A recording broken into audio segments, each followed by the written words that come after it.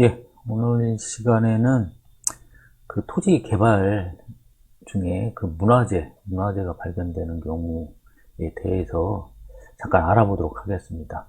대전 지역, 저희 사무실이 이제 대전에 있고, 부여나 금산, 그 논산, 이쪽에는 옛날 그 백제 지역이다 보니까 문화유산이 생각지도 않은 데서 이렇게 발견이 되는 경우가 있어요. 실제로 제가 이런 경우를 또 당해서 좀 당혹스럽기도 하는데, 최초에는 땅을 사가지고, 이제 뭐 단독주택 아니면 근리, 뭐 창고 이걸 지기 위해 가지고서 땅을 구매를 했거든요. 그래서 이 진입로부터 이렇게 만들다 보니까 이쪽에서 문화재가 발견이 된 거예요, 토기가. 그래서 이런 경우가 처음이었거든요. 그래서 이제 지주분이 이제 급작스럽게 이제 전화가 와가지고서 저한테 문의를 하시는데, 저도 요거에 대해서 한번 알아봤어요. 그래서 어떻게 해야 되냐면은, 일단은 결론부터 얘기하면 이제 공사가 이제 중지됩니다. 개발행위 자체가 중지가 됩니다. 그리고 그 습득물에 대해서 이제 해당 관청이죠. 논산시 같으면 논산시에다가 신고를 하셔야 됩니다. 논산시에 신청을 하시면은 일단 오늘 그 중지가 되고요. 여기에 대한 발굴되는 비용은 이제 개인이 부담을 해야 됩니다. 그런데 3만 제곱 이하 같은 경우에는 3만 제곱 이하 같은 경우, 만 평이죠. 1만 평 정도 이하 같은 경우에는 이제 국고 지원을 받을 수는 있습니다. 근데 이거 할 동안 이제 개발이 안 된다는 사실이죠. 자, 그런 다음에 일단 90일 이내 신고를 하셔가지고서 공고를 냅니다. 그러면 원 소유주가 있을 수도 있잖아요. 문화재라고 하더라도.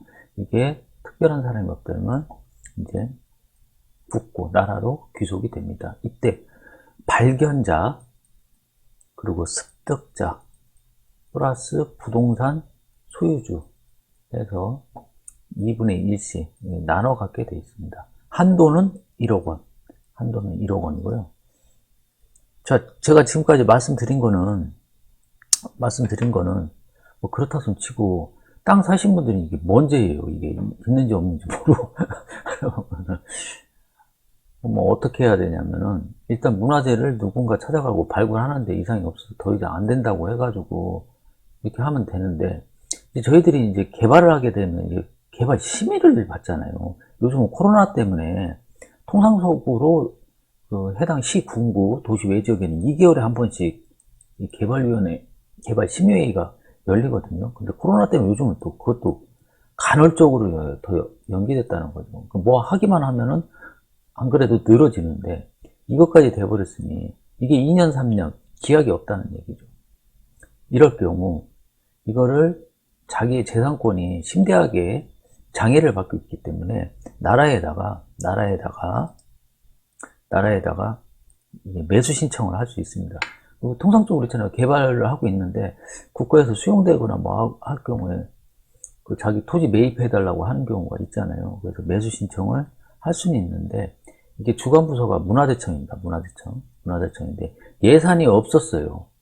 작년까지만 해도 예산이 없었는데, 올해 한 500원 정도로 국고에서 예산을 받은 것도 아니고, 뭐 국민 참여 예산이라고 해가지고 국민들이 이거는 어디에다 써 해가지고서 이제 과제가 이제 지정이 됐었는데, 그 중에 하나가 걸려가지고 이걸로 매수는 신청할 수 있습니다. 근데 매수 금액이 얼마인지는 시세보다는 확실히 덜 하겠죠. 통상적으로 국가에서 이제 매수하는 거는 거의 공익사업이다 보니까 공시지가에 뭐 조금밖에 더 안 돼요. 그러니까 시세하고는 얼토당토 않는 거죠. 그러니까 좀 이렇게 당혹스러운 경우가 있어가지고 이런 경우를 말씀을 드렸고요. 그리고 만약에 신고를 안 하게 되면은 여기서 공사 진행을 막 강행을 한다. 세상에는 비밀이 없지 않습니까?